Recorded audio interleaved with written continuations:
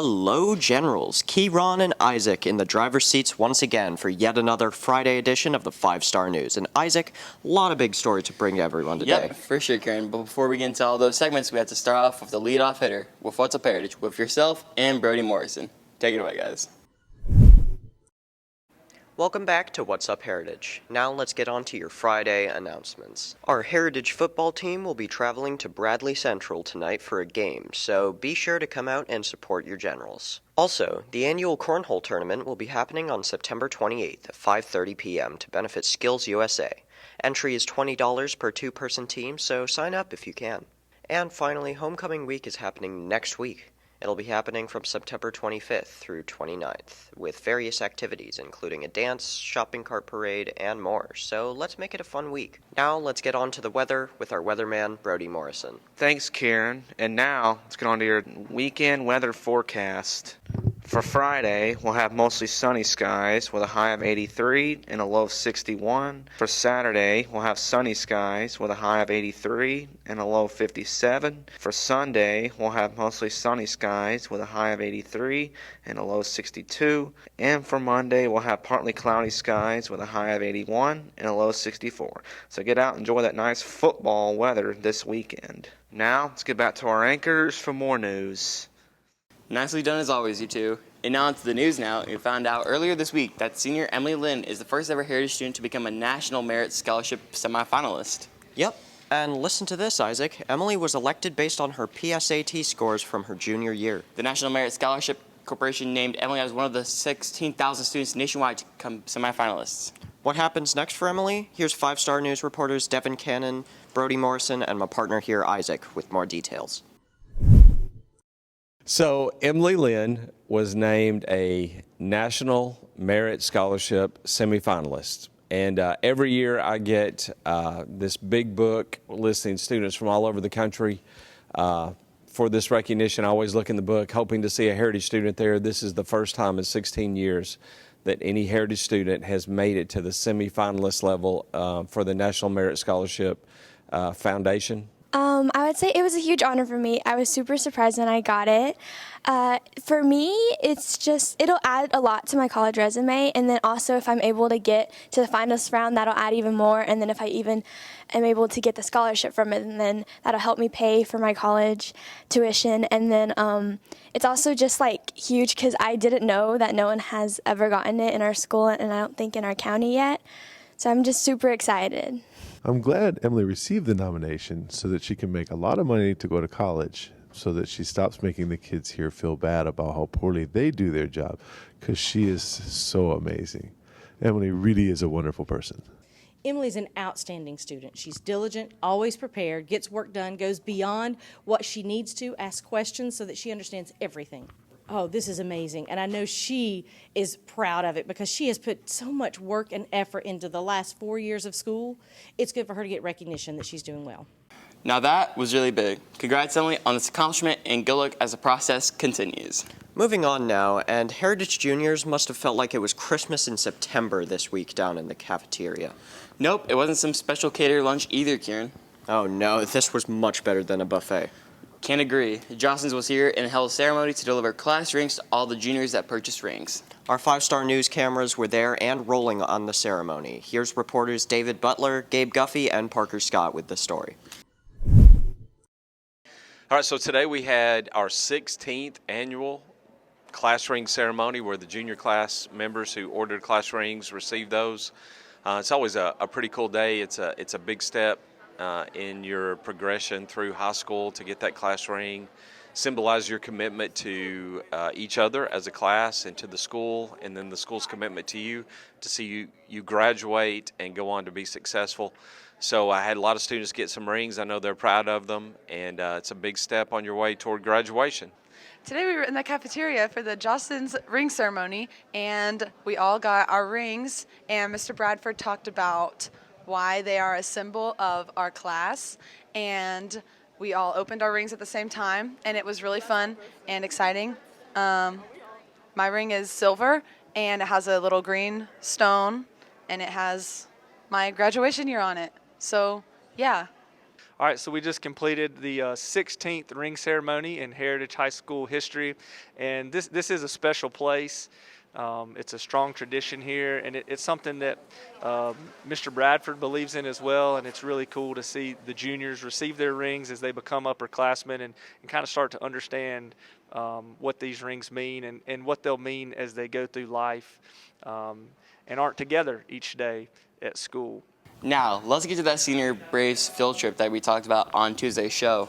Yep, and our seniors were in Atlanta yesterday to take in the final game of the 3 series between Braves and Phillies. That's a great field trip for sure. How'd the game go? Here's our very own Charles in the Cut, who talked to some of the students here about their field trip in Truist Park. I'm here with Caroline Hamilton. Caroline, can you tell me a little bit about what you did surrounding the Braves game yesterday? So we walked around a bunch and we ate at the Chop House and we got some other snacks around there, and it was really fun. All right, and then could you also tell me about the unfortunate loss yesterday, how it feel? Oh, I was really upset because we tied it in the 9th inning and then it went into the 10th and we lost it, so, yep. Thank you. I'm here with Sarah Salas today. Sarah, can you tell me a little bit more about what you did surrounding the Braves game yesterday? So before the Braves game, we went to the Battery, and they told us that we could just look around and eat. So a lot of us split up into groups and just went to different restaurants. And then we went to some of the shops, and then we got Dippin' Dots, and then we just walked around most of the time. And then we watched the game, obviously, but they did lose, so it was kind of sad. And we had an extra inning because they were tied. So. Thank you. All right, who am I here with today? The Nathan Johnson. All right, Nathan, can you tell me a little bit about, what you did surrounding the Braves game yesterday and everything you did? Yeah, so we first got there, we went to the Battery, and we ate Wahlburgers, and then we went into the stadium, walked around, went to a couple stores, and then we sat down and watched. All righty, and then if you don't mind me asking, can you tell me a little bit about the unfortunate loss yesterday, the Braves losing? What was your reaction? I was crushed about it, I'm not going to lie. I shed a couple tears that night, it was hard to sleep, but our pitching staff's told they need to get better. Thank you for your input. I'm here with Emma Pullum. Emma, can you tell me a little bit about the bus ride leading up to the Braves game yesterday? It was fun on the way there, but on the back it was so uncomfortable, but it was so fun because all my friends were on there with me. Alrighty, and once you got to the Braves stadium, what did you do outside going to the Braves game? We went to eat at this Mexican restaurant. I don't remember what it was called. And we had bad service, but other than that, it was okay. The stadium, man, it was enormous. It was like a big mall. There were 20 different Chick-fil-A's. I ate at a Chick-fil-A, honestly, because I didn't know what else to eat. But it went really good. They lost by 1 point. I thought they played really well, and their defense was really good. And I liked that trip a lot. For me, it was really cool because I haven't been to a Braves game since 2 years ago, since the World Series. It was fun walking around Chop Town and the Battery. We ate at Punch Bowl Social, and that was really good. I had a really good burger. Well, Isaac, I'd say that stuff right there was pretty good, and also a great opportunity for those students. Sure was, but time for a break for us. But hang with us after commercial for sports. We'll preview the big football game up at Bradley later today, and we'll have another edition of College Football Corner. Stick and stay. Sports is next. What's that I smell in the air? It's Squat-tober!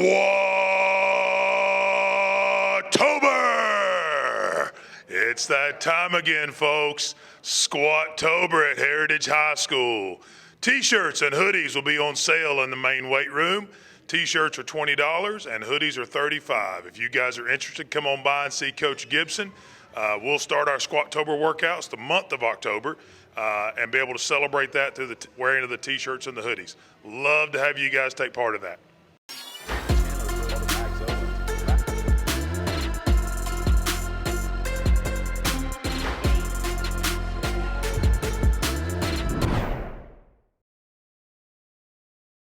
Welcome into sports, everyone. Evan Wingrove and Skylar Grant here again, and we have football, softball, and volleyball all locked and loaded for you on this Friday. Yep, and we'll start you off with a preview of tonight's big football game up in Cleveland between our Generals and the Bradley Central Bears. Bradley's unbeaten on the year, and we come into the game at 3-1. Drew, what will it take to get our fourth straight win? Here's Charles in the cut with a game preview. It's going to be a great challenge for us. The Bradley Central team is a very good team this year. They have several college prospects as well that are very talented individuals, and so it's going to be a great test for us. I think our team's going to do pretty good as a whole. I think our defense will do pretty good because they're mainly pass team, unlike the past four teams we've played, where they just run it up the middle, up our throats. We got a good game plan going into this. Let them come in that goal line. I'm just going to get in my gap and do my responsibility and hopefully, or I will, stop the run up the middle. Offensive side, though, of the ball, I'm going to have to make some plays. Brady's going to have to make some plays. We just got to make sure we block and keep the ball moving. We're going to have to really put forth a great team effort for all 11 guys that are on the field at any given time in all three phases of the game. We're going to need to be very physical. We're going to need to play fast and play loose and be able to put any mistakes behind us really quickly, move on to the next play. So it's going to be a lot of fun. It's going to be a talented, like I said, team that we're going to see. So it's going to be interesting to see how our youngins react, and when some bad things go their way, or don't go our way, how we're going to react to that, and how do we handle the success that we're going to have, because we're going to have some. So again, great test, great region warm-up for us going into region play. So it's going to be a lot of fun to see the game this Friday night and see our kids put their talents on display. Definitely a tall task, but we've practiced hard all week. To softball now, and Coach Crawford's team continues to dial up region wins, Evan. And they put another one in the win column Tuesday night by thumping Southeast Whitfield again, this time by the score of 16-0. Five-star sports reporter Owen Bryant talks with Coach and some players about the route. Tuesday night we got a region win over Southeast, 16-0. It was a great game where we got our starters in early. They were able to get us a big lead. We were able to get everybody in to get some at-bats, get some reps. It's just a great team win for us to continue building on as we go on the second half of region. Honestly, everybody played well. Every single person had a great at-bat, great approaches at the plate. Defense was good, and our pitching was good. So it was just a team win, and overall it was the team took care of business. We played Southeast Tuesday. We did really good. We had a good hitting game. We hit really good. Proud of Harper. She had another home run. And proud of Molly. She had another home run, too. We won 16-0. Congrats, girls, and keep it rolling. Volleyball was in action Tuesday night as well, Evan, but Coach Cooper's squad had to travel a lot further than Dalton for their region matchups. Sure did, all the way down to Central Carrollton for their matches with the Lions in Cedartown.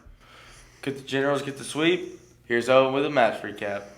So last night we traveled to Ridgeland to play Hamilton Heights and Ridgeland. We started our match with Hamilton Heights, and we were running a couple different lineups. I pulled a couple JV players and got them some court time. So there was a little chaos at times because we were just trying to get used to new people on the court.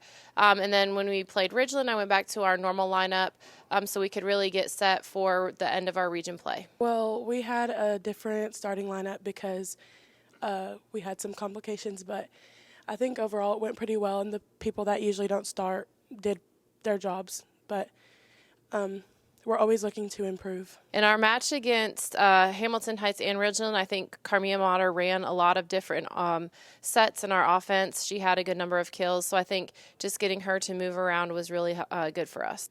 We did well, identifying the problem and what we were doing, but I think communication is always something that can improve.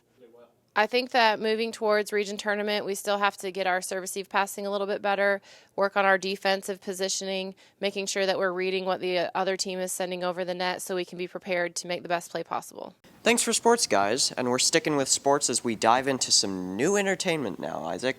Yes, we are, Kieran. And that's because it's Friday, and that means yet another episode of College Football Corner with Nate Troball. How did our guys do last week? And we'll find out their picks on some big games this week. So roll this week's episode.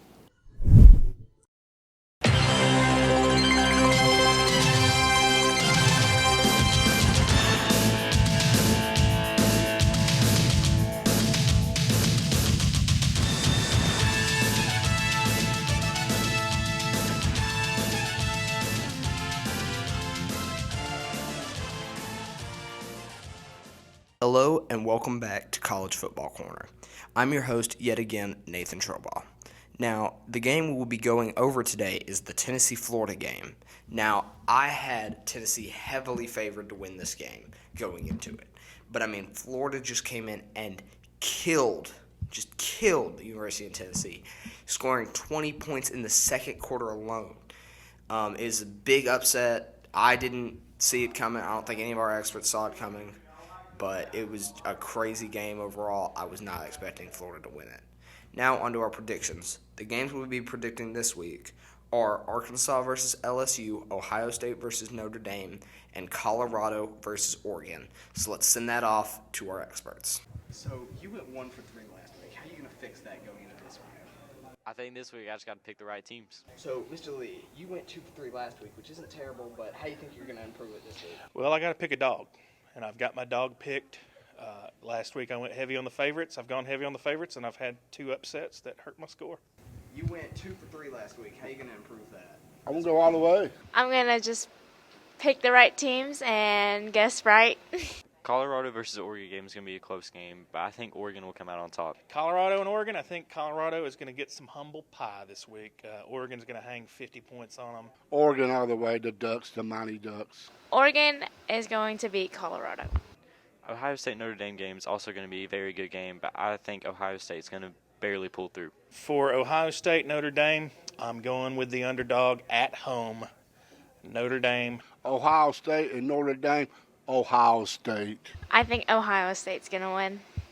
The Arkansas-LSU game is going to be a blowout. LSU is going to kill them. LSU is going to give it to Arkansas. It ain't going to be close. Now this is going to be the toss-up. Arkansas and LSU. LSU. Arkansas is going to win. That's all for College Football Corner. I'm Nate Troball, signing off. I just love hearing that SEC theme music. Oh, me too, Kieran. Thanks, Nate, for that report. More entertainment now, and our General's Geography group hit the halls this week to see how much our students and staff knew about maps. Interesting. I'm pretty good with maps. Take it away, guys. I'd say I'm good at maps, too.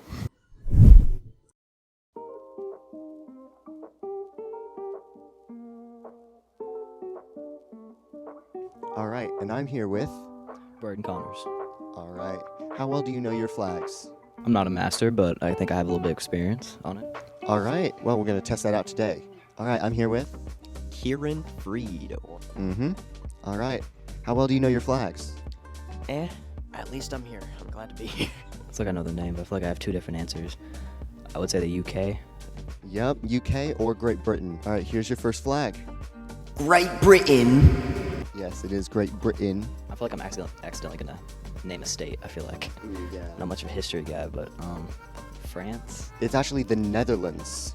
The flag of France also does have those red, white, and blue, but I think it's in vertical stripes and not horizontal. That is... I was about to say France, but that's vertical. That's all right. This is a tricky one. I don't know. This is actually the Netherlands. The Netherlands. Yeah, the Dutch flag. I should have known. I play quite a bit of Minecraft. That is Ireland. It is actually the country of Italy. I feel like that is Italy's flag due to the green. Nice, you got that one. Oh, that's, I think that's Turkey. It is Turkey. I don't think I've seen the Vietnam flag before, so I'm gonna say that. It is actually the flag of Georgia. Georgia? Oh, that's Nepal. Oh, yeah. That's Nepal. That is Nepal. I know it 100% for sure, thanks to a YouTube content creator named Jax Films. I'd say that was pretty good.